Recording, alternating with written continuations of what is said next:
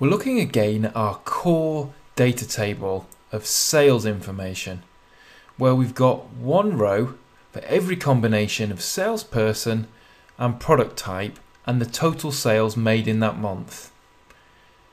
Now, if we want to compare two different aspects of this data, so for example we want to compare John's sales against Jane's sales over time, then we need to pivot the data.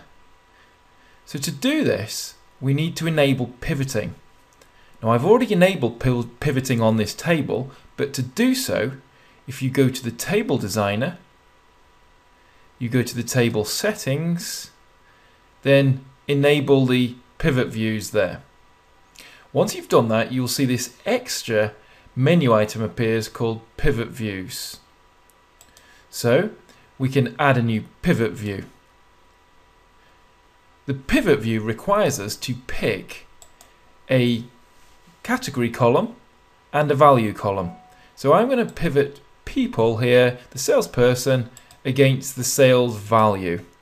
And I'm going to give that a name, sales. Ooh. And we'll just save that. Now, before I do save that, you'll see that what that's done is it's turned all the rows into columns for us. So the data has been reformatted. It also works out the average and the total for us, which can be very useful. If I click Save, now what I'm going to do is go back to my dashboard. I'm going to add a chart. I'm going to pick the sales table again. I'm going to create a new chart.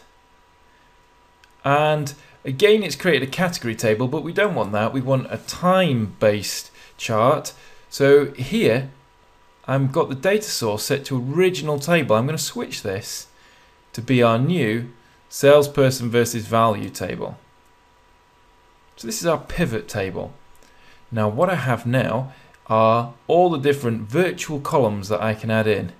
So I can add in Fred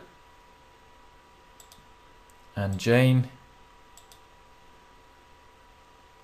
and compare those two sales. So it would make sense for us to add a legend in here. And we can also go back if we want to and put in an average.